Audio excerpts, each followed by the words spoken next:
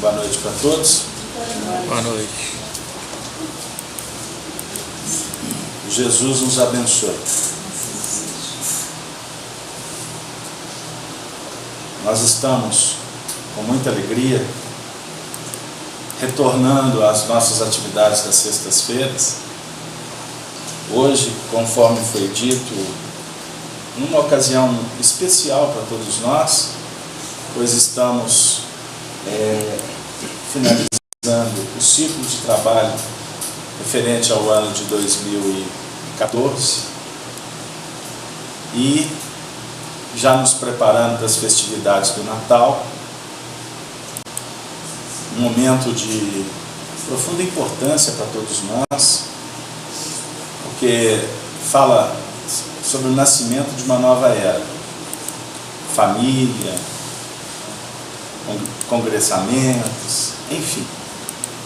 Então, que nós possamos nessa noite de hoje aproveitar de uma forma bem efetiva e afetiva essa oportunidade de estarmos na casa de Kardec mais uma vez. Nós antecipadamente avisamos que vamos dar uma interrupção e vamos retornar a partir do dia 21 de janeiro.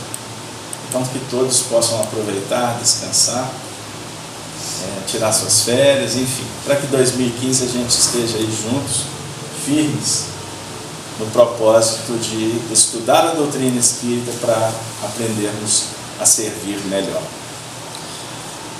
Hoje, especialmente, estudando o Livro dos Espíritos, que é a obra básica da doutrina espírita, nós vamos dar continuidade ao estudo da última semana, quando nós, na segunda parte, no capítulo 6, entramos no assunto relações de simpatia e de antipatia entre os espíritos, no tópico metades eternas. Nós trabalhamos a questão 296, 297, lemos alguns trechos da 298. Então, eu vou fazer a leitura da 298, o texto é um pouquinho extenso, mas é importante para a gente adentrar nos conceitos. A partir da questão 298, Kardec formula assim aos espíritos: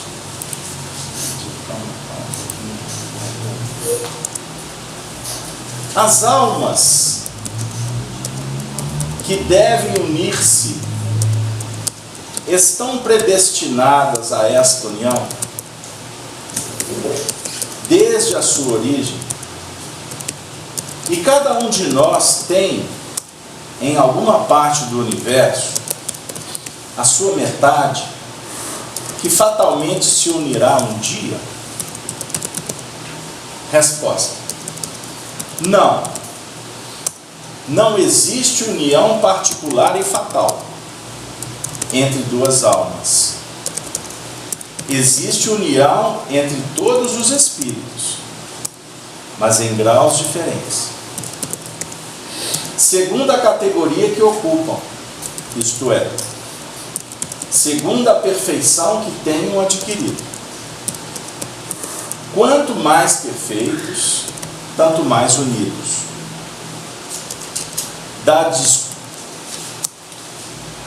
Da discórdia nascem todos os males dos seres humanos. Da concórdia resulta a completa felicidade. Pergunta 299. Em que sentido se deve entender a palavra metade, de que alguns espíritos se servem para designar os espíritos simpáticos? Resposta: a expressão não é exata. Se um espírito fosse a metade do outro, separado deste estaria incompleto. Pergunta de número 300. Uma vez reunidos, dois espíritos perfeitamente simpáticos permanecerão assim por toda a eternidade? Ou poderão separar-se e unir-se a outros espíritos? Resposta: todos os espíritos estão unidos entre si. Falo dos que atingiram a perfeição. Nas esferas inferiores, desde que um espírito se eleva, já não tem a mesma simpatia pelos que deixou. Pergunta 301. Dois espíritos simpáticos são complemento um do outro, ou essa simpatia resulta de perfeita identidade? Resposta: a simpatia que atrai um espírito para o outro resulta da perfeita concordância de seus pendores e instintos. Se um tivesse que completar o outro, perderia a sua individualidade. E a última que eu vou fazer a leitura. A identidade necessária para a simpatia perfeita consiste apenas na similitude dos pensamentos e sentimentos ou também na uniformidade dos conhecimentos adquiridos? Resposta: na igualdade dos graus de elevação. Bom, vamos lá. Aqui nós vamos fazer uma abordagem. Se tudo correr bem, dentro do que nós planejamos, nós também vamos percorrer uma outra vertente do pensamento. Nessa vertente que Allan Kardec expõe para nós no Livro dos Espíritos, a partir da resposta dos Espíritos que o tutelaram, deixa claro para nós o seguinte: um espírito pode ser a metade de outro? Absolutamente não. Deus não criou uma maçã e partiu-a no meio, e um lado dessa maçã é positivo e o outro lado negativo. Um lado da maçã é magnetismo e o outro é eletricidade. Um lado da maçã é homem e o outro lado mulher. Um lado da maçã vamos dizer assim, atividade no seu sentido de expansão, e a outra metade retração, assimilação, desassimilação. Não.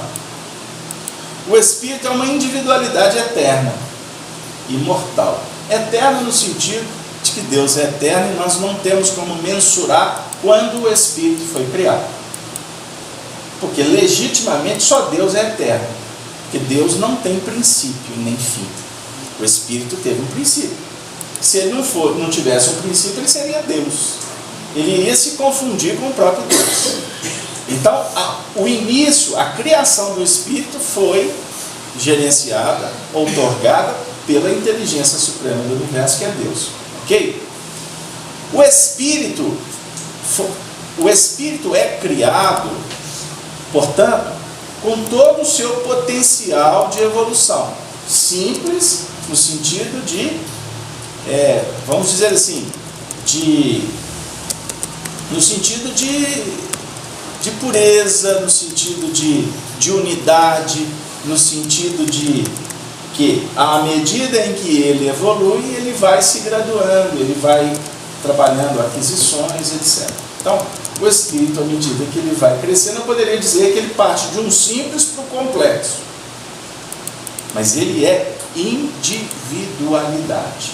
Ficou claro isso? Bom, então, a questão da palavra metade não é exata.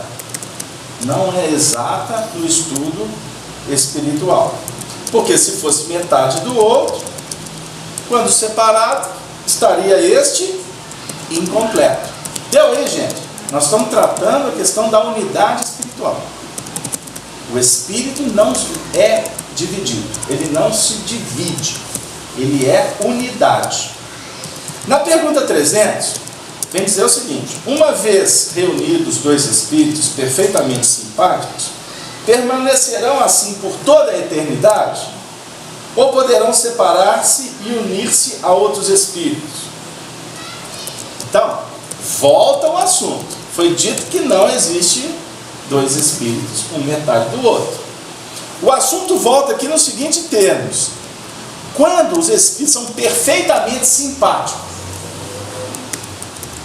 nas relações entre os espíritos, se desenvolve a afinidade a partir da simpatia.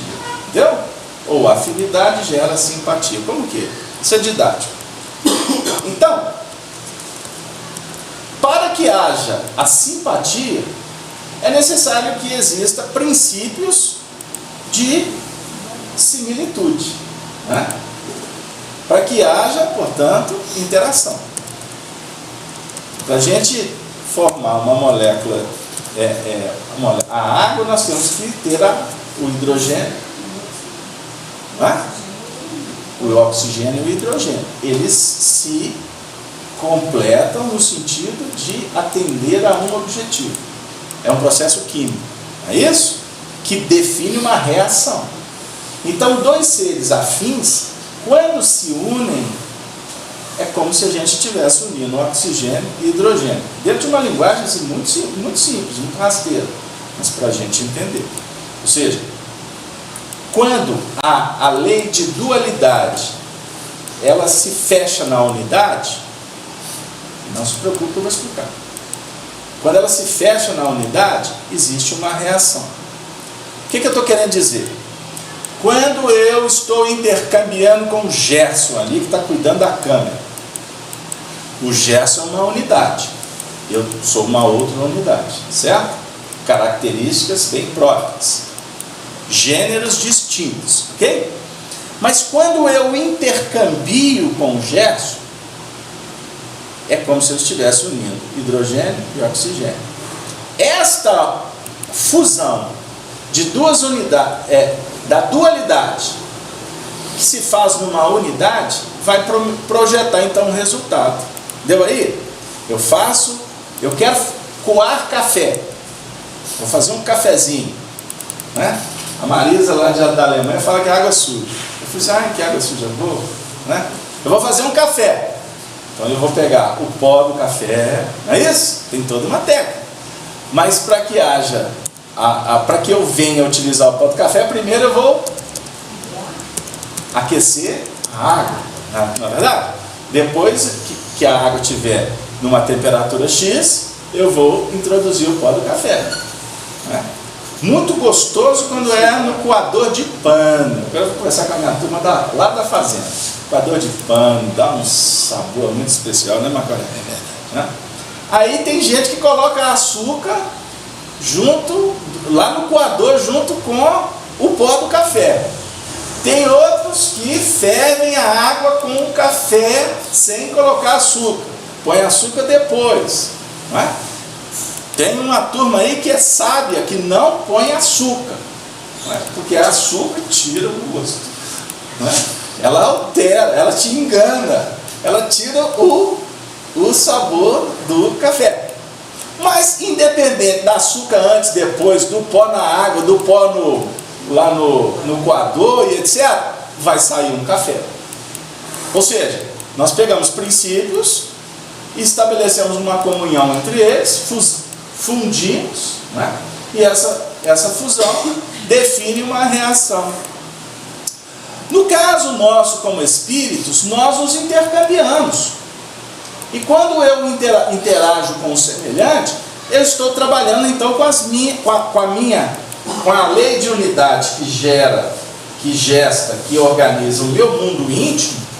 E essa lei de unidade passa a se intercambiar com outra lei de unidade. Elas são iguais, mas na aplicação dela é diferente. O que eu quero dizer? A Dora, ela tem uma regência sobre o mundo íntimo dela diferente da minha, certo? Como lidar com a lei é peculiar a cada um, mas o resultado de como eu vou operar no mundo íntimo, a lei é a mesma para todo mundo. Fiz-me claro, João? Está complicado o assunto? Não. Do jeito que você pensa, do jeito que você sente, você vai ajustar, vai alterar, vai apacentar, vai lubrificar, vai energizar, vai, enfim, promover reações sentimentais, emocionais, né? Enfim. Mas a lei é a mesma, é a lei de Deus, ela é inderrogável. Vou complicar um pouquinho mais. Jesus, no capítulo 14 do Evangelho de João, no primeiro versículo, Durval, ele fala assim, presta atenção: não se turbe o vosso coração. credes em Deus, credes também em mim. Na casa de meu pai há muitas moradas. Se não fosse assim, eu vou-lhe teria dito: vou preparar-vos lugar. Olha que interessante. Kardec fala que a casa do pai é o universo. As moradas são os mundos, né? Os planetas, né? E etc, etc, etc. E nós temos informação dos espíritos que tem moradas espirituais, cidades espirituais, etc, etc, etc. Mas existe uma morada também, que é uma morada íntima.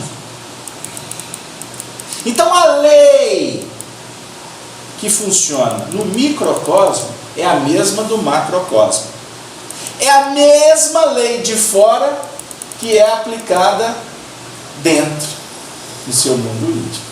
Então, quando o seu pensamento está em ebulição, já que eu falei do... essa mesa fica mais pertinho na próxima. Já ficou longe, né? Sentindo a saudade dela. Mas então, o que acontece? Já que eu falei de ebulição, na hora que o meu pensamento está em operação, e pensamento é energia eletromagnética, o meu pensamento toma direção, cor, cheiro, qualidade, gênero, de acordo com a aplicação da lei divina que eu vou aplicar na minha intimidade. Pegou, Renato? Como você aplica essa lei na sua intimidade? Você faz de um jeito diferente do meu, mas a lei é a mesma. Então, magnetismo, atração, repulsão, que a gente estuda nas leis da física, ela acaba tendo a mesma aplicabilidade em nível espiritual. Porém, não vou trabalhar com instrumentos físicos, eu vou trabalhar com um instrumento chamado mente. Portanto, o pensamento é resultado da operação da mente. Nossa, Casalberto. E o cérebro? O cérebro é apenas um aparelho que recebe comando, né? E que vai transferir pelo nosso sistema nervoso e que vai dar comando, portanto, no nosso corpo físico. Como o corpo físico que tem sensibilidade do tato, do olfato, da audição e etc. Dos 5, né? Tato, olfato, audição, visão e paladar. 5 sentidos. Os 5 sentidos, quando acionados pela matéria, ou seja, eu toco um copo, eu pego o microfone e tomo um choque, né, Daniel? Daniel põe a mão aqui e sente, toma choque. Quando ele toma um choque, há o quê? Uma sensibilidade que vai transferir para o sistema nervoso, e o sistema nervoso aciona o cérebro, e o cérebro vai acionar a mente. Isso é numa cadeia bem didática. Então o que acontece? De fora para dentro, repercute no nosso espírito. Como o espírito agindo, ele repercute no mundo de fora. Entenderam a cadeia? É uma via de mão dupla. Casalberto, mas eu queria que você falasse sobre a alma gêmea. Ok, então vamos lá. Então, dentro desse... que a gente tem que entender, não adianta eu ficar conceituando doutrina espírita, não é? Olha que ato ou efeito de amar, de ser algemado, ato ou efeito de gemer, não é? Isso tudo tem a ver com alma gêmea, né? Tem muita gente aí procurando alma gêmea e não sabe o tanto que vai gemer, não é? Porque o que acontece? A história não é tão poética, tão romanceada como a gente pensa. Quando nós nos intercambiamos, nós estamos então trocando sentimentos, emoções, vibrações. E isso, ao passar do tempo, cria afinidade. Eu começo uma amizade aqui com a Dora, não é, Dora? Começamos uma amizade há alguns anos, não foi? Foi muito tempo para cá. A Dora até hoje cuida da gente, ô mãe boa, né? Até hoje traz lanchinho, ao menos uma mãe. Não deixa o filho empolgar, não. Só para brincar com ela. estabelecemos uma amizade. Essa amizade, ela é fruto de uma conquista, de um trabalho, melhor. Ele é fruto de um trabalho, de um esforço.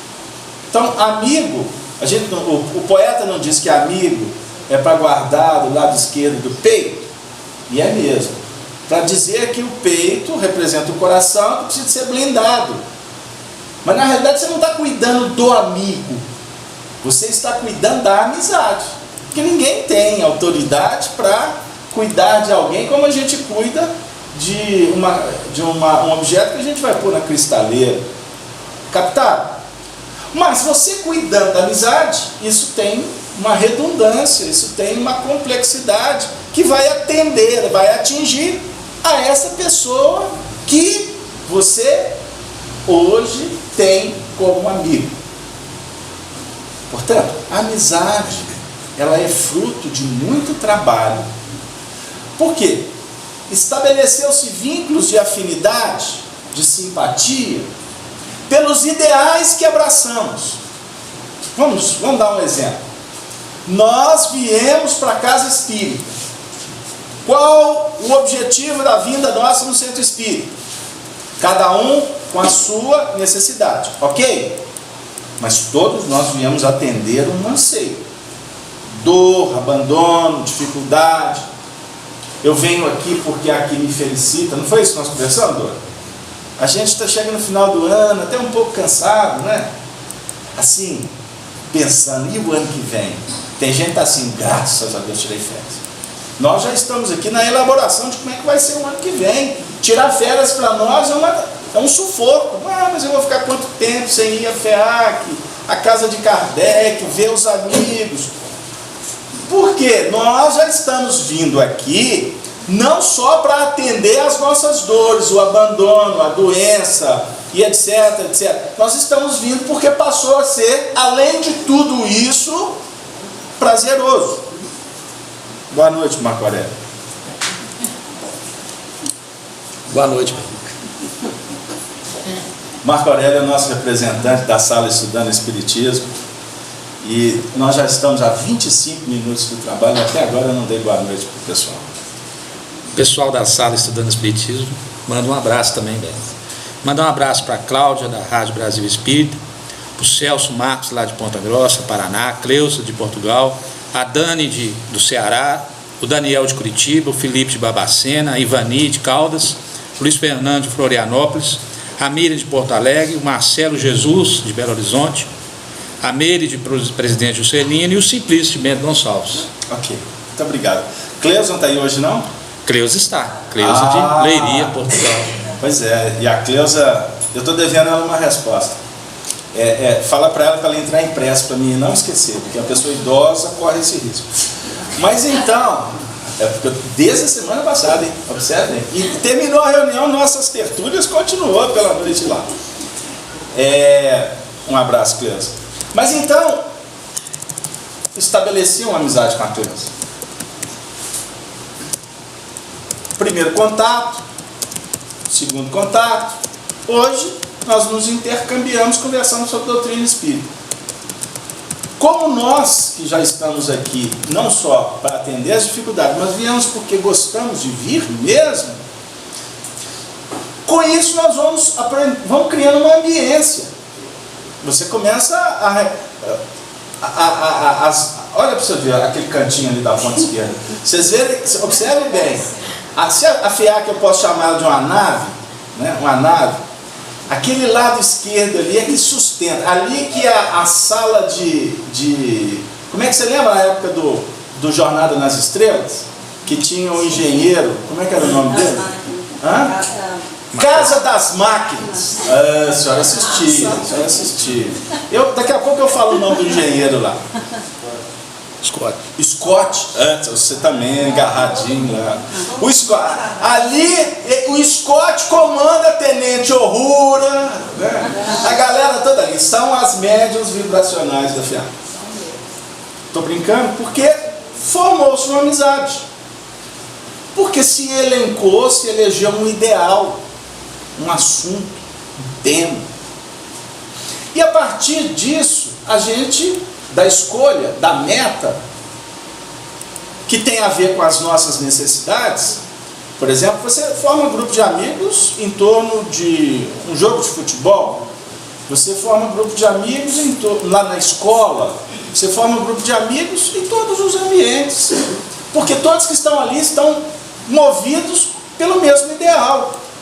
Agora, não necessariamente terminado a reunião, nós vamos continuar com o foco das nossas atenções voltadas para esse tipo de convívio.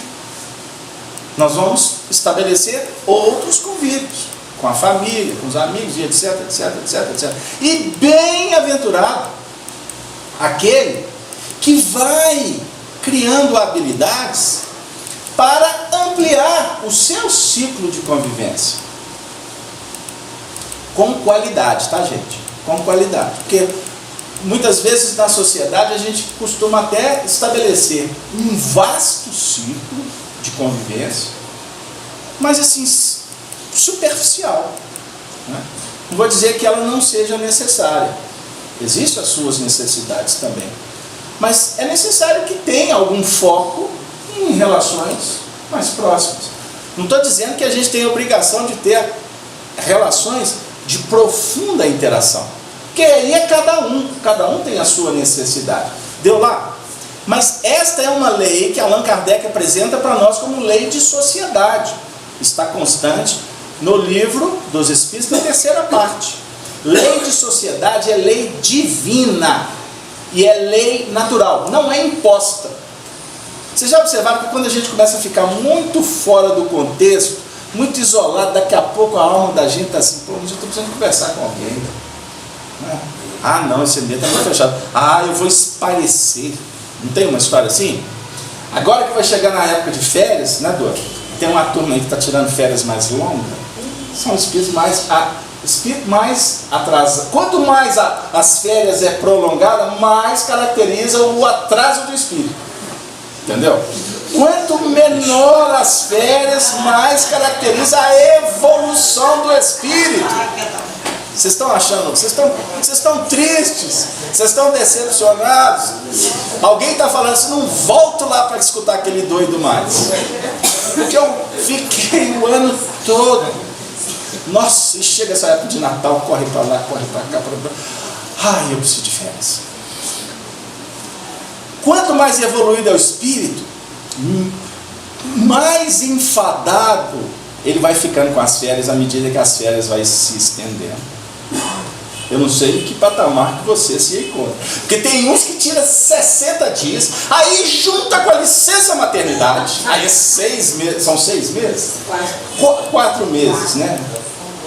Olha, mundo atrasado, o princípio que rege, não é? Esse descanso materno é mais prolongado. Porque até a adaptação do espírito da reencarnação é mais demorada. Espírito evoluído, gente, não fica com essa coisa toda com mãe tanto tempo, não. Tem vida longa e desprega rápido. Para o deleite de alguns e para o desespero de outros. Porque na hora que entrega no altar, Jesus toma conta, né? Ela está lá, aquele anjo levando o filho, mas no fundo é só treva por dentro. Aquela sirigaita está levando o meu anjinho. E olha que ele custou com 47 que encaixou o negócio. Mas vamos lá. Então, nas relações que vão se sendo estabelecidas, esquecem o contexto do casamento. Já que eu falei, nós vamos então fortalecendo os laços. E vamos criando as simpatias que se estabelecem como sintonias de ideais e que vão definir a afinidade. Quanto mais envolvimento, quanto mais tempo, quanto mais circunstâncias que favoreçam reencontros, as almas que se identificam, elas vão entrando num patamar de uma relação que vai a cada momento se qualificando e se libertando das teias que nos vinculam com as coisas da paixão, com as questões de ordem material, no campo do egoísmo, no campo do orgulho. Então, e isso tudo vai contando para nós o que vem a ser um amor que liberta. Porque nas nossas relações ainda impera aquele desejo de ser atendido. E sendo atendido, o resultado, o que vem por trás disso é o apego. É aquela necessidade até de criar-se dependência. Por isso que quando se estabelece dependência pelos atendimentos egóicos que estão sendo realizados, quando há uma ruptura, e que essa ruptura, por exemplo, se estabelece em níveis complexos de paixões, de, vamos dizer assim, de desrespeito, de indiferença, as relações acabam se deteriorando de uma forma dolorida, se eu posso assim dizer. E cria-se dificuldades tamanhas que depois, para recuperar, para reestabelecer o vínculo, é necessário que haja um processo até terapêutico. Reencontros em posições que estabelecem vínculos carnais. Por exemplo, duas almas se tornaram antipáticas. Se são antipáticas, é porque antes houve simpatia. Ninguém fica antipatizado do outro, né? Se não houve como base um vínculo. Então essa história de que meu anjo não bate com o outro, isso é uma frase extremamente equivocada. Porque o anjo, que representa o benfeitor espiritual de todos nós, o nosso anjo guardião, ele está querendo promover para todos nós crescimento, aproximação, fraternidade, amizade. Quando você tem uma inspiração para brigar com alguém, não pense que é anjo guardião que está fazendo isso. Somos nós que estamos abrindo guardas para aquelas influências de espíritos que querem promover a cisânia, as brigas, as dificuldades, ok? Então a vida muitas vezes reaproxima os seres para que haja, portanto, como vamos dizer assim, uma recomposição dos sentimentos, para que o que está em nível de antipatia, de dificuldade, de ódio, possa, com o passar do tempo, retomar aqueles princípios que foram a base da sustentação desse nível de comprometimento, de amizade, etc. Ok. Então, vamos dar um salto para a gente voltar para o assunto. Não que a gente tenha desviado, mas é necessário a gente bater em alguns pontos para a gente entender.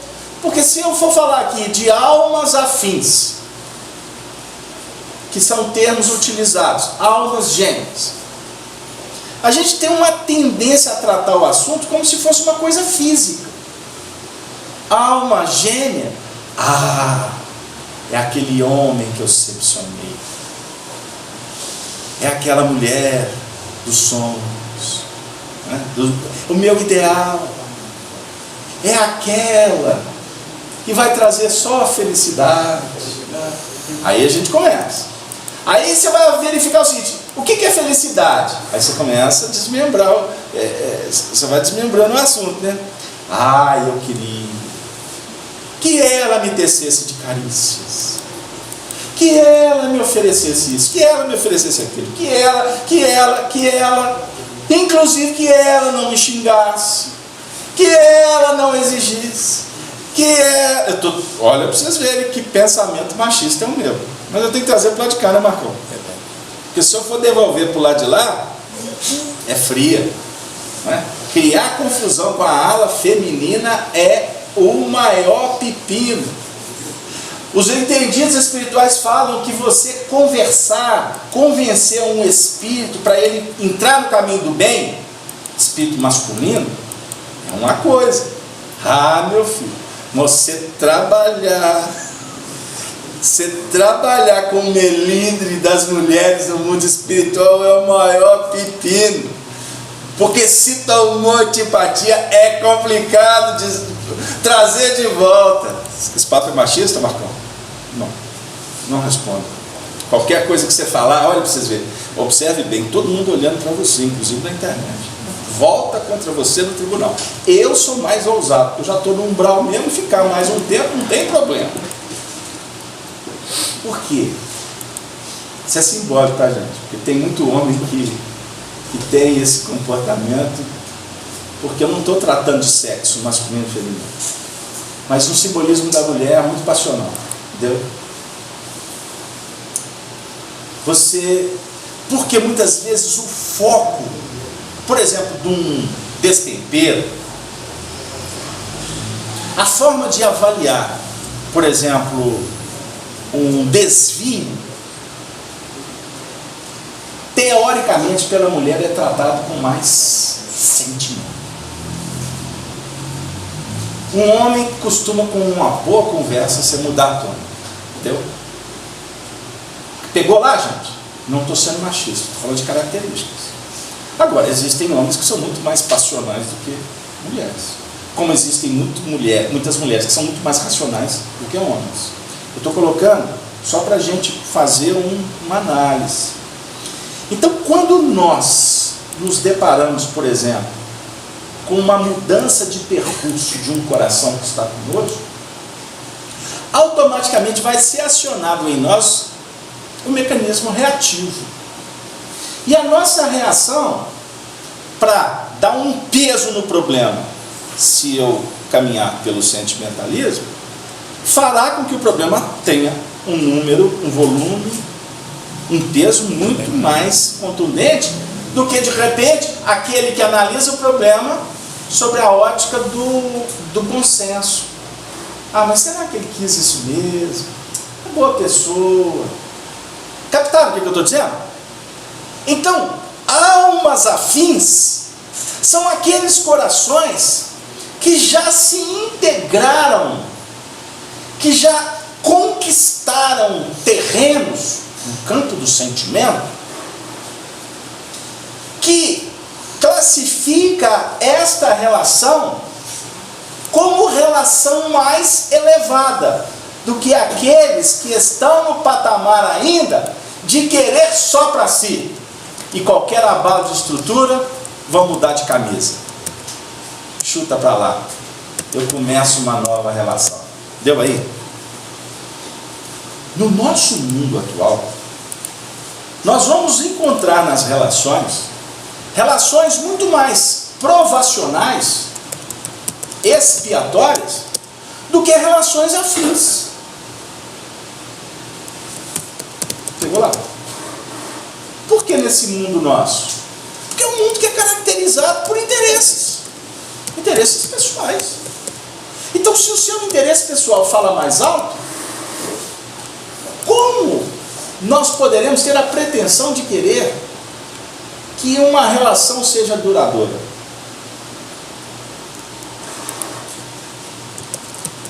Por mais que você tenha, por exemplo, corações que são muito afins do teu, começa a trabalhar essa relação de sorte a escamotear, a vilipendiar, a desrespeitar, a baratear.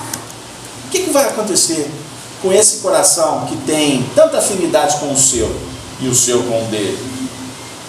Vai chegar num ponto que todos temos limites.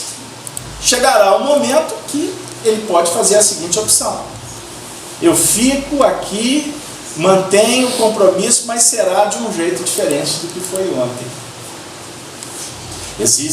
Aí do lado de cá vai falar assim: eu quero assim. Como existem também escolhas que vão dizer assim: eu não quero mais desse jeito. Eu não quero. Então tudo isso tem a ver com os limites de cada um. Limites de cada um. Se você perguntar para uma mãe qual que é o limite dela de amar, as mães por excelência, vão nos responder não com palavras discursivas, mas com comportamentos, que o amor é infindável. O amor não tem medida. Elas vão amar sempre. Se você for trabalhar com aquela mãe por excelência mesmo, que foi, por exemplo, destratada, abandonada pelo filho, costuma ela ainda te dizer assim: mas ele é meu filho. Então o que acontece aqui?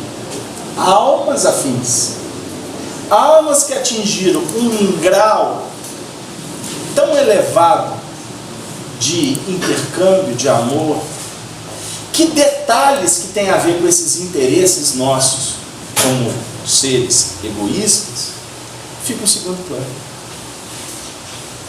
Porque acaba que esse amor ele chega num patamar que entra nas raias da esperança de dias melhores, compreensão do processo de aprendizado que o indivíduo está vivendo, capacidade de sacrifício, porque esquece de si mesmo.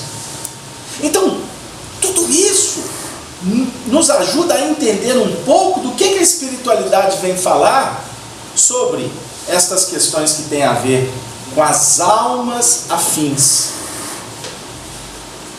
Existem muitas almas afins aqui na Terra, que estão caminhando juntas. Existem muitas.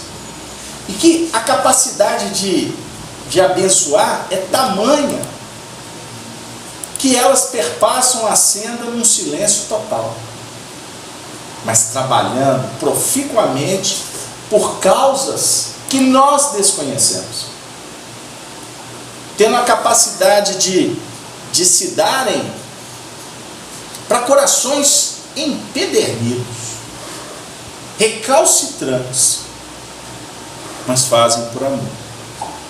Então, quando fala alma gêmea, a nossa tendência é levar para o lado das relações conjugais. Deu lá, amigo? E por isso muitas vezes nos frustramos, porque as almas que já possuem, que nós temos comunhão afim com elas, de tal sorte que elas nos completam. E aqui eu vou fazer uma consideração. Por isso é que a gente tem que estudar a doutrina espírita devagar, não pode correr. Eu já assisti, eu tive uma época que, quando jovem, que eu ficava assim: eu vou achar minha alma gêmea. Como todos os jovens.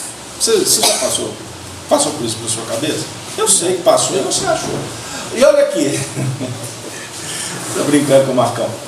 Todos nós ansiamos, desejamos conviver com pessoas que nos ofereçam o que a gente gostaria de ter.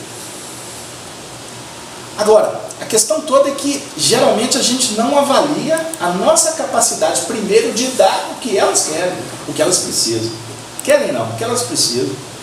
A gente começa pensando no que ela vai nos atender. Deu aí? Aí o que acontece? Nós julgamos, numa primeira instância, a qualidade ou o nível de interação entre os seres através de comportamentos. E aí é que está o erro. Embora os comportamentos também falem. O comportamento do fruto da árvore vai falar da qualidade dessa árvore, não vai? O andar, o escrever, o declamar, o acalentar, o jeitinho que a pessoa anda. Quer ver como é que o povo se ajusta na cadeira? Do jeitinho que a pessoa senta. Tá bom? Agora ninguém mexeu, só porque eu falei. do jeito que a pessoa senta. No século XVII, 18, uma das encarnações do nosso querido Eurípides Barçanufo, ele desenvolveu uma ciência, na época, que é conhecida hoje por nós. Leitura, expressão corporal. Expressão corporal. A expressão corporal fala muito da gente. Quer ver? Não muda de posição.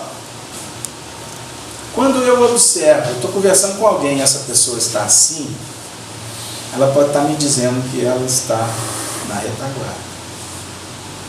Ela está fechada. Não tem problema nenhum a gente cruzar os braços, não, tá, gente? Por isso que eu falei assim, não mudem de posição, porque eu não estou analisando o comportamento de ninguém. A forma que o indivíduo olha para você, ele está te contando alguma coisa. A sabedoria antiga nos conta. Eu já citei isso aqui em estudos. O meu sogro, desencarnado, era muito aquela turma dos anos 30, dos anos 20, muito contundente, pessoal do interior, né, coronel.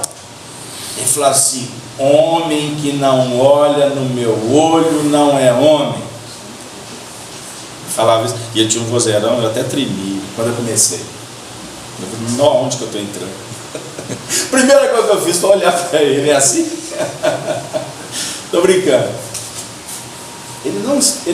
O jeito dele é um jeito antiquado, né? Autoritário, etc. Mas ele está contando uma história. Ele está falando uma verdade. A pessoa que conversa com você, não olhando nos seus olhos, tem alguma coisa por trás disso. Pode ser falta de fôlego, de enfrentamento. Pode ser timidez. Pode ser doença. Ela pode estar desfocada. Olhar difuso. Ela pode ter déficit de atenção. Ela pode ser maníaco compulsivo. Pode ser uma série de questões. Mas a mais grave é a dissimulação. Porque costuma você estar representando a verdade que ela não quer aceitar. Você aciona o mecanismo, você no sentido de o outro aciona o mecanismo da consciência dela. Isso pode acontecer, pode? De repente, você não está disposto a olhar para ele porque você está com um problema com ele. Então, nas nossas relações, nosso comportamento fala muito. Só que nós somos ainda tão incautos, nós somos tão incipientes, nós somos tão aprendizes, somos tão infantis, que a gente não valoriza determinadas coisas. Aí, por exemplo, a gente se permite ser engaiolado por comportamentos sociais, mentiras. Então, numa relação, você não vai compreender o outro de pronto. Isso é obra do tempo. E aí a gente costuma, nas nossas brincadeiras fraternas, eu digo, tem pessoas que falam assim, eu conheço meu marido. Minha mulher, essa eu conheço. Você não se conhece, como é que você vai conhecer o outro? Não existe medidor de reações. Cada um de nós reagimos de acordo com a nossa condição, do momento ou a nossa posição espiritual.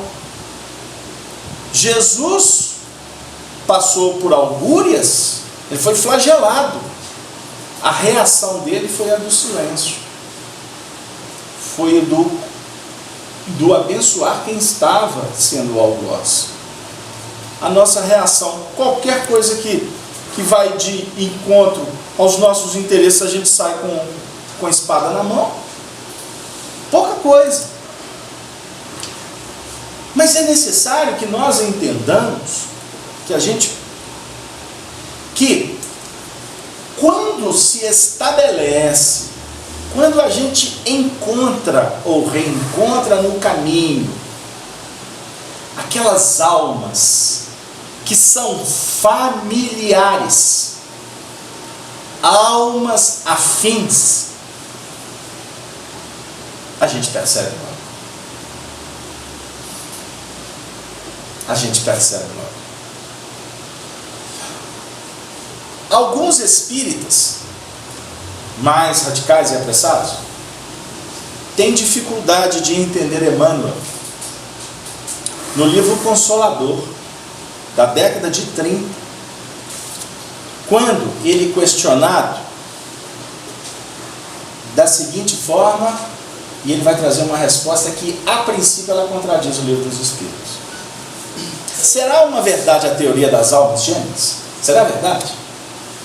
Resposta de Emmanuel: no sagrado ministério da vida, cada coração possui no infinito a alma gêmea da sua. Calma, vamos com calma. Companheira divina para a viagem à gloriosa imortalidade,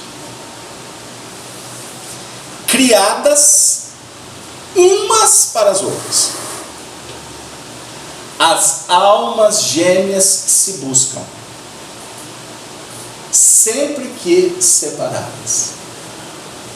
Se buscam, sempre que separadas. A união perene é-lhes a aspiração suprema e indefinível. Milhares de seres, se transviados no crime ou na inconsciência, experimentam a separação das almas que os sustentam, com uma provação mais ríspida e dolorosa. E no drama das existências mais obscuras, vemos sempre a atração eterna das almas que se amam mais intimamente. Só um instante. Envolvendo umas para as outras, num turbilhão de ansiedades angustiosas. Atração que é superior a todas as expressões convencionais da vida terrestre.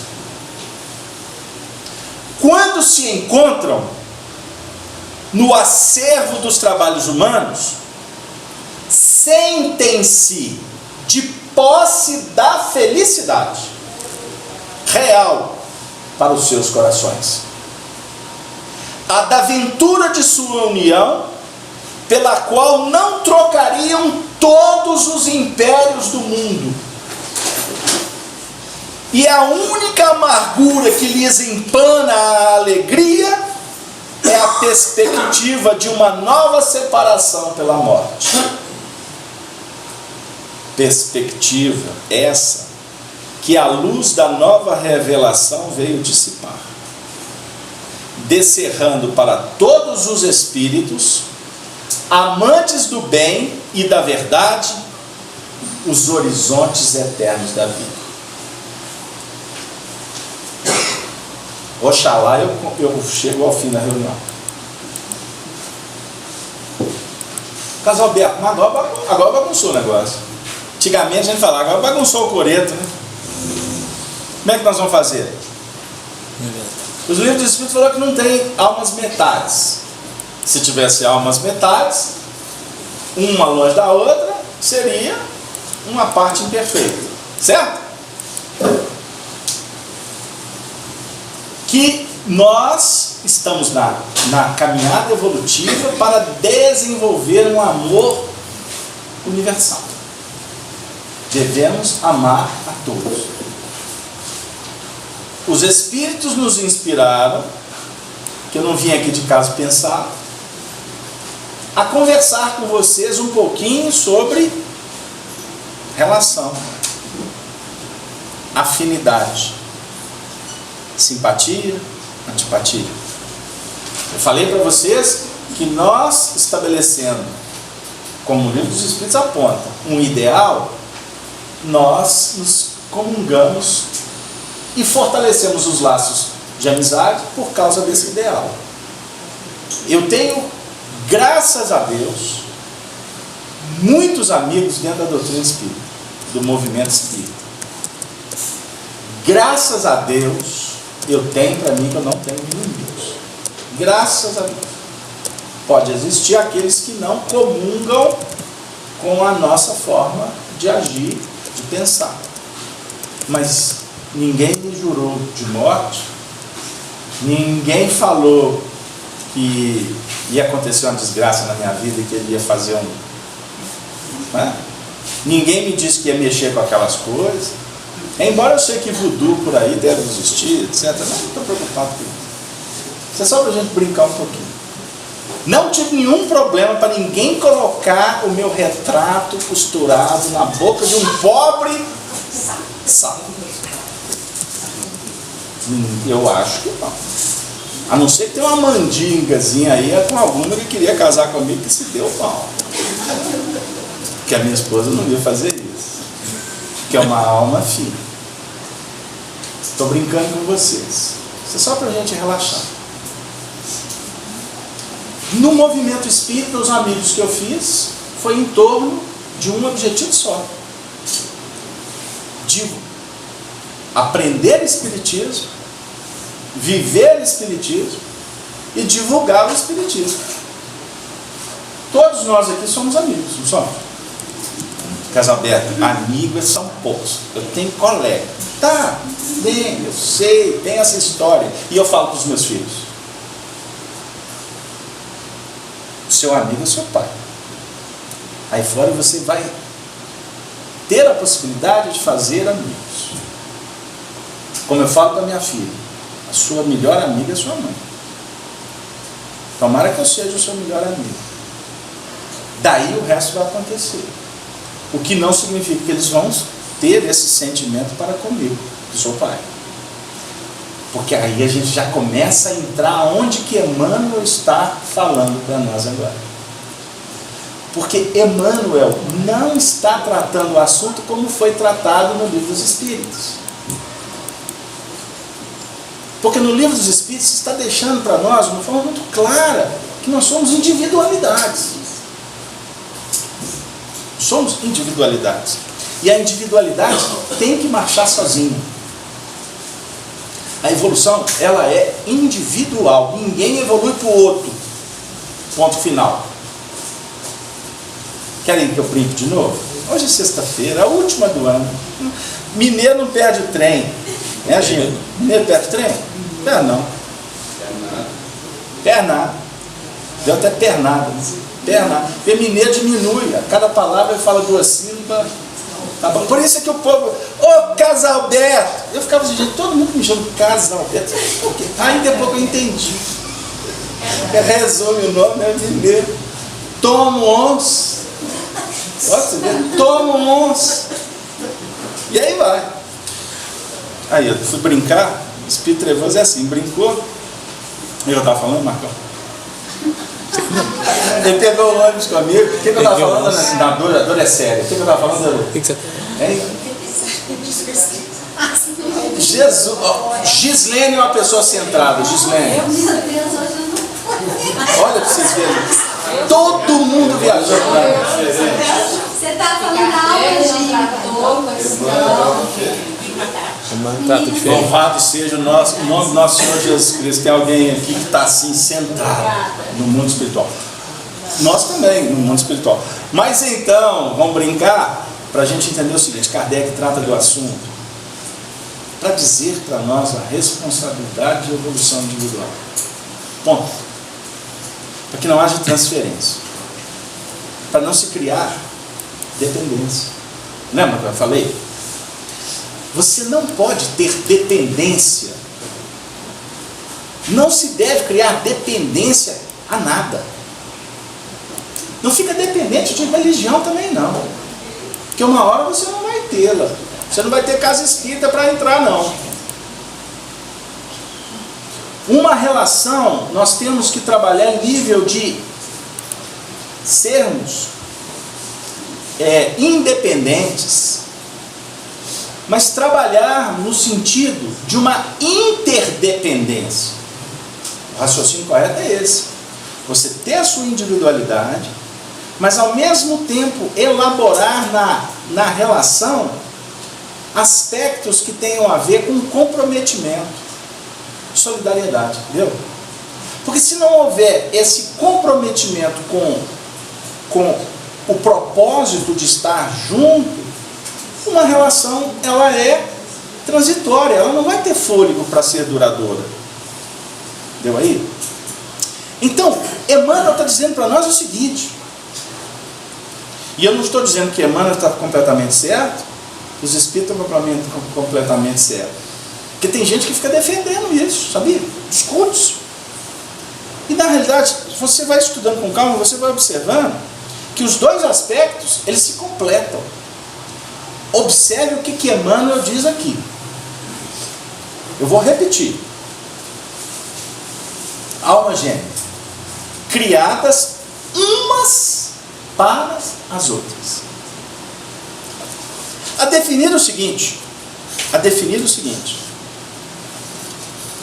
que quando existe o propósito de amar, esse amor tem que ter ressonância. Ele não pode ser apenas por ideal.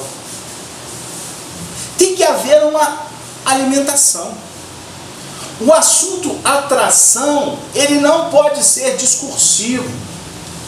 Nós temos que entendê-lo como força criadora e mantenedora. Chico Xavier, certa feita, disse assim, que nós estamos longe de entender o papel, a importância do Cristo como a luz a sustentar a evolução planetária. Eu já escutei essa frase, já li essa frase várias vezes. E eu fico assim, os espíritos estão falando alguma coisa que a gente não pegou. E eu posso rapidamente dizer o seguinte, que o amor do Cristo é alguma coisa tão sublime, que Ele é que costuma dar sentido na nossa vida quando nós nos precipitamos em queda. É luz, meu amigo. Sentimento, afinidade, número não vai explicar. Quando você lida com amor, basta ele existir em algum ponto do universo, irradiando, para que o indivíduo costuma a recobrar os sentidos. A troca de olhar, a simples aproximação de duas almas, elas não precisam de se verem, de se tocarem no sentido físico. O Leon Zay costumava dizer para a gente, eu falo isso de uma forma até brincalhona, porque ele falava assim também, se a gente quiser esvaziar o umbral, é só fazer uma viagem, encher uma nave de almas gêmeas daqueles que estão no umbral e passar essa nave perto. Passar perto, não é ir lá não. Passa essa nave perto. Aquele que está dormindo, estou escutando um barulho do avião. O outro, engraçado, estou com sede, isso aqui não está bom. Começa a acontecer coisas que mexem profundamente com o ser. Observem o exemplo que ele vai dar. Eu gostaria de pedir a permissão para vocês, porque o assunto é extremamente delicado, mas muito importante. A atração das almas gêmeas é traço característico de todos os planos de luta na Terra? Resposta. O universo é o plano infinito que o pensamento divino povoou de ilimitadas e intraduzíveis belezas. Para todos nós, o primeiro instante da criação do ser está mergulhado num suave mistério, assim como também a atração profunda e inexplicável que arrasta uma alma para outra. É inexplicável. No Instituto dos Trabalhos, das experiências e das provas, no caminho infinito do tempo. A ligação das almas gêmeas repousa para o nosso conhecimento relativo nos desígnios divinos, insondáveis na sua sagrada origem, constituindo a fonte vital do interesse das criaturas para as edificações da vida. Separadas ou unidas nas experiências do mundo, as almas irmãs caminham, ansiosas, pela união e pela harmonia suprema, até que se integrem no plano espiritual, onde se reúnem para sempre na mais sublime expressão de amor divino, finalidade profunda de todas as cogitações do ser, no dédalo do destino. Ai, que vontade de ficar aqui lendo, porque ele vai falar dos reinos inferiores, da atração molecular, do magnetismo, do intercâmbio instintivo entre os animais, e dessa elaboração que vai, a partir do entendimento, da inteligência, alcançando voos que vão nos levar ao insondável. A resposta que está no Livro dos Espíritos está plenamente correta.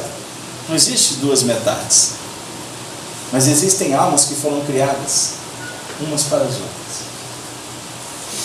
e que caminham numa evolução em grupos afins. Então, olha, observe o que eu estou estendendo aqui. A gente lê lá no Evangelho segundo o Espiritismo que há a parentela corporal, que é transitória, tem vida curta, e há a parentela espiritual, que é perene, almas afins. Aí a gente só fica pensando no instituto da família consanguínea.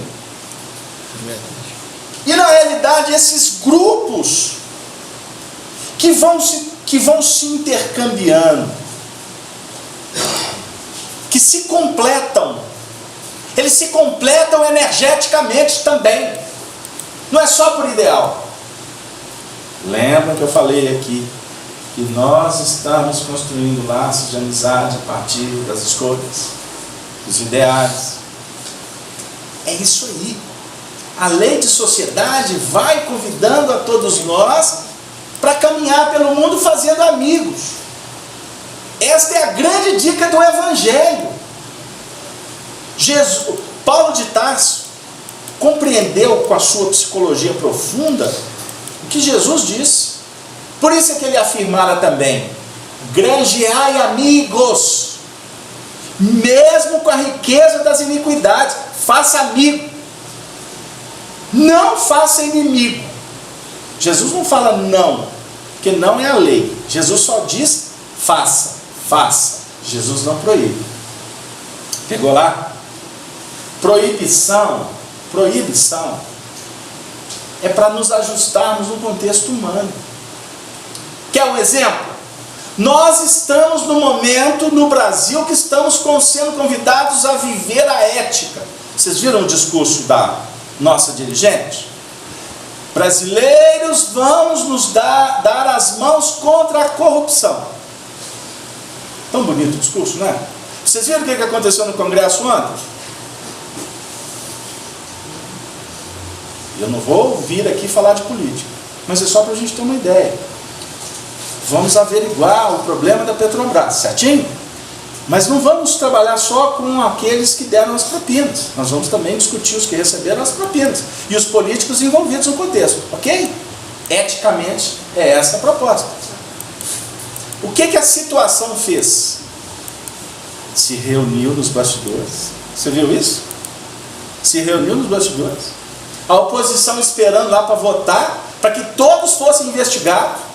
A situação, o poder que administra o país, fizeram uma reunião paralela e chegaram já com os votos todos contados e unanimemente entre eles, todos votaram com acordos, com articulações, para derrubar a possibilidade deles serem investigados. Então, observemos. Eu estou dizendo isso com todo respeito, e o nosso palco aqui não é político. O nosso trabalho aqui é trabalhar política divina, porque vocês sabem que aqui não tem partido A ou B. Nós trabalhamos dentro de um projeto de unidade. O Brasil é um país, ele não é partido A ou B, porque o partido de hoje ele não vai existir amanhã, como não existiu ontem. Os homens são apenas usufrutuários das oportunidades. O sistema é corrupto desde Roma, lá na antiguidade. E não pense que isso vai ser resolvido agora. Quem está semeando agora as complicações, vai colher amanhã. Nós que somos o povo, que estamos colhendo o fruto das complicações, é porque fomos nós que semeamos ontem. Mas isso não vai acabar? Vai. Está acabando. Por quê? O poder que domina é minoria, embora ele tenha o poder sobre a maioria. Mas aonde que a espiritualidade investe? Nos líderes? Não. Embora os destinos estão sobre as rédeas daquele que é a luz do mundo. Não pensem que a nau está à deriva. Mas a espiritualidade, meu amigo, ela está investindo na base. Ela está investindo no processo de educação do povo. Não, mas com esse ensino que está aí. Mas quem disse que a educação se resume à escola? Quem pensa assim está fadado a se decepcionar. Porque a educação espiritual, ela começa lá no mundo espiritual. Se estabelece num cadinho chamado lar, família, berço. Nós estamos aqui sendo preparados para o futuro. A casa espírita é muito mais escola do que hospital, embora tenha aqui os prontuários, os pronto-atendimentos, o acolhimento, o passe, a água magnetizada, a visita no lar, e etc., o atendimento fraterno, etc. Essa é a terapêutica espírita, da amizade, do conforto. Vamos orar juntos? Vamos. Põe meu nome aí, mamãe está doente, olha, eu vou fazer uma cirurgia. Estavam conversando hoje, uma amiga que venceu um câncer, está alegre, agradecida à espiritualidade, porque ela tem certeza que ela adquiriu ela se reconstruiu, ela encontrou a solução por merecimento, por investimento e por misericórdia, e que foi aqui o simbolismo do tratamento dela. Ok? Uma pessoa que passa por um câncer desse, que tem a possibilidade de estar desencarnando, na flor da idade, aí encontra a solução. Meu amigo, livro nenhum, escola das mais capacitadas tem condições de oferecer uma lição como essa. Por isso, a espiritualidade investe de uma forma exuberante nas bases. É na decepção que você está tendo, é na falta de dinheiro, ou é na abundância de dinheiro que você não sabe o que você faz com o dinheiro. Não sei, deve ter gente assim aí, por aí.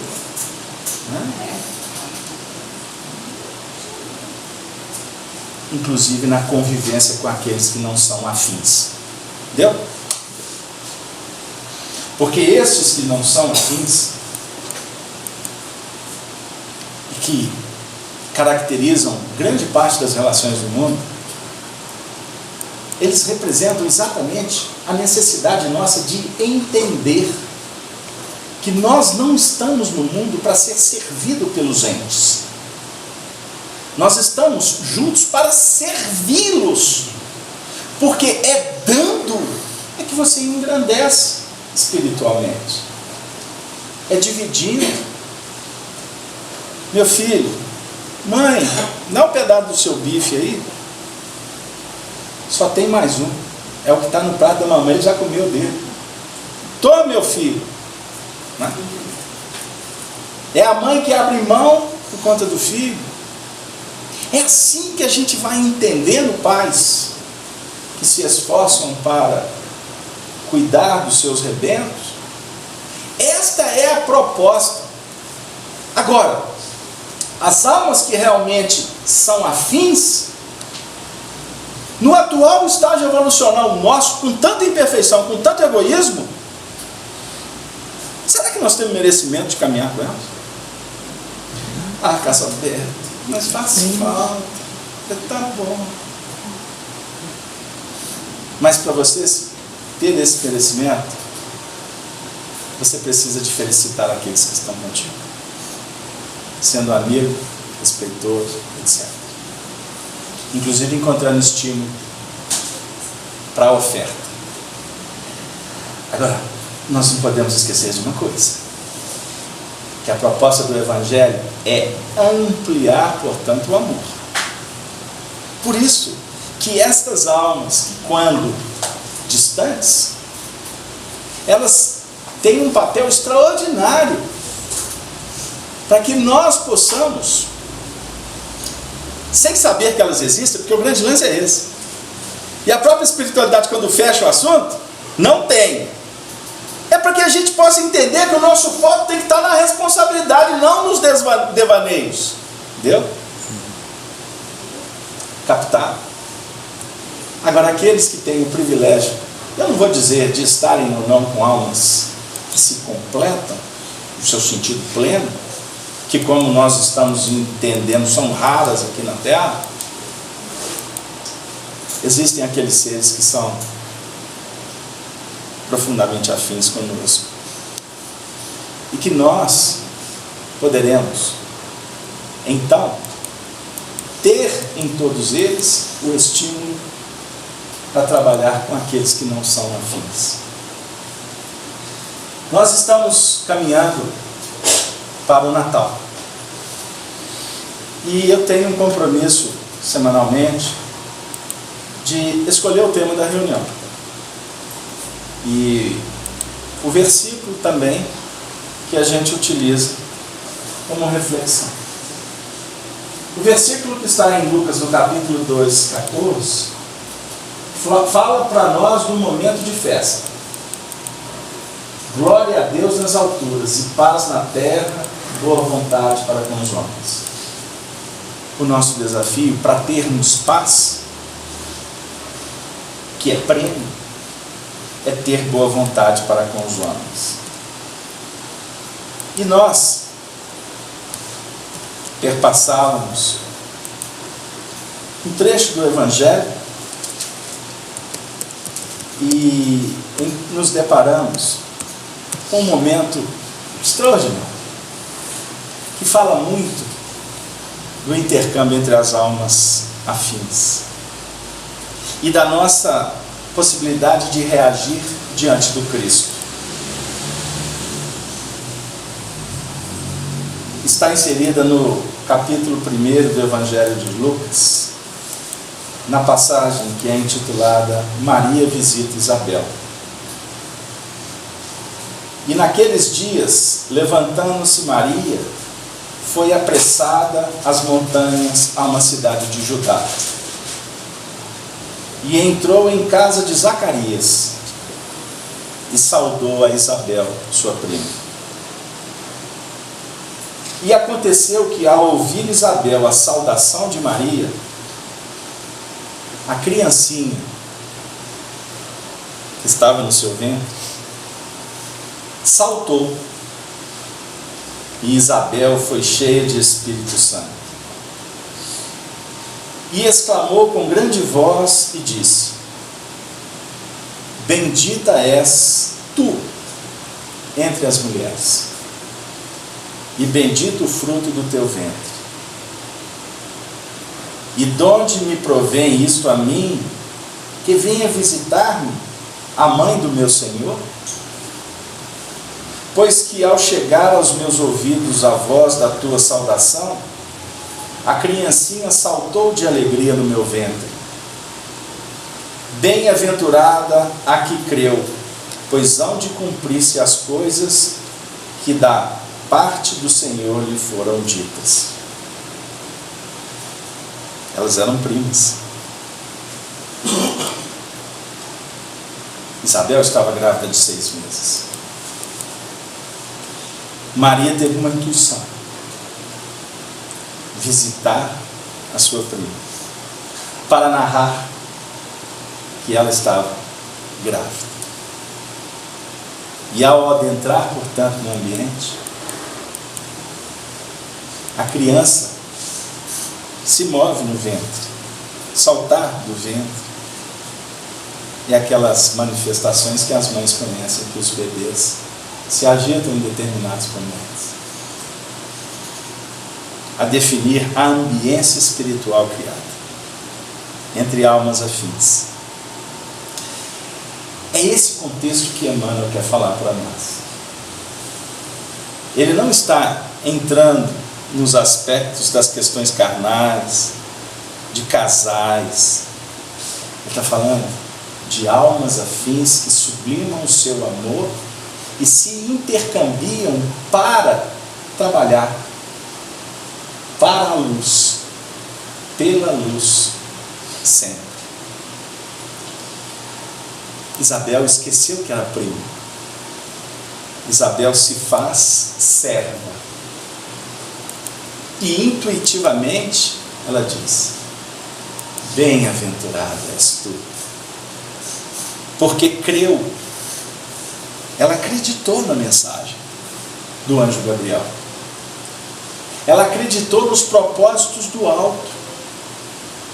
E disse: eis aqui a serva, a escrava, eis aqui a médium, eis aqui a mãe, a mulher, eis aqui a filha, eis aqui o marido, o pai, o filho, eis aqui, Senhor, o que queres que eu faça?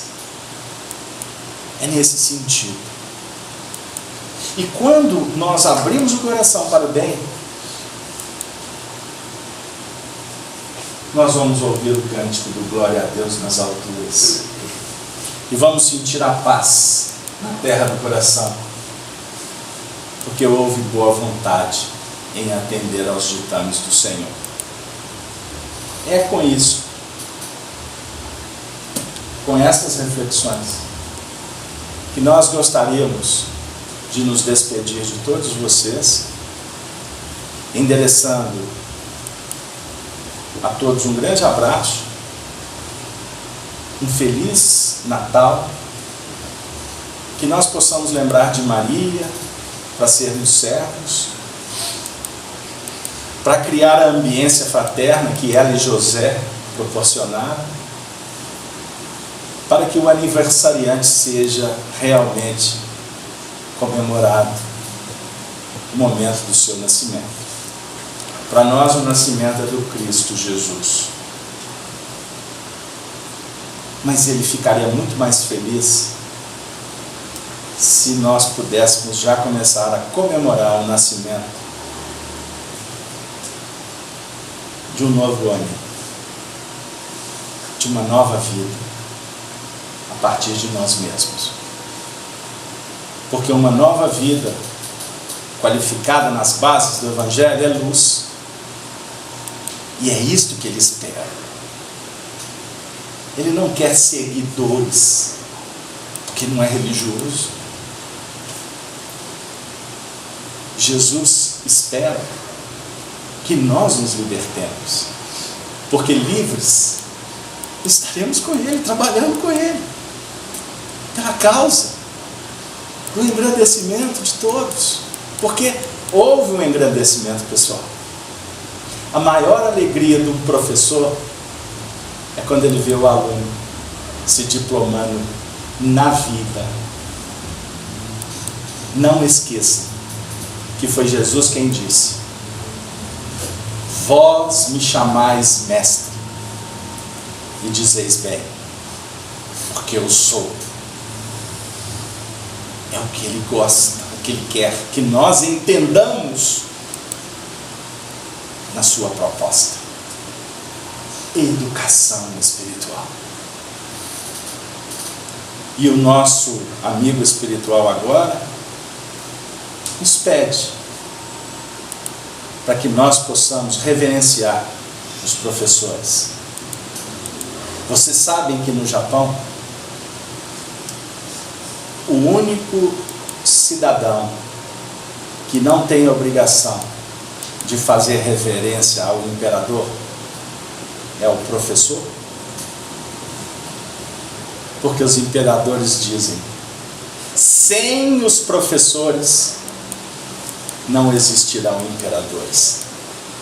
Que Deus abençoe a todas as famílias, a todos vocês, que possam viver momentos de muita alegria, de muita sensibilidade e de preparação, para que o ano novo seja pródigo de trabalho, de aprendizado, no nosso caso, na seara cristã. E nós os aguardaremos a partir do dia 21 de janeiro do próximo ano, quando a Casa de Kardec, no mundo físico, voltamos às atividades. Porque no plano espiritual, esse hospital bendito, essa escola maravilhosa, ela não fecha suas portas.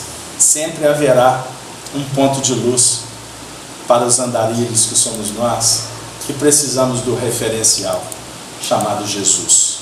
Tenham todos, portanto, muita paz, e que o nosso benfeitor Allan Kardec receba de todos nós aquele sentimento de profunda gratidão por ele estar nos apresentando Jesus como precursor da felicidade vindoura. Muita paz, que Maria Santíssima, portanto, esteja na família de todos, para que a gente reconstrua esse país nas bases da família evangelizada.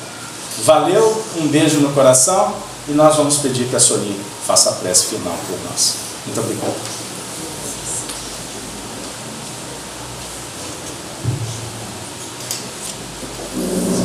Vem para cá, seguinte direção. Os dois juntos, bem perto. Tá bom. Neste momento, então, encerrando a reunião da noite, vamos agradecer ao Mestre Jesus a oportunidade de estarmos reunidos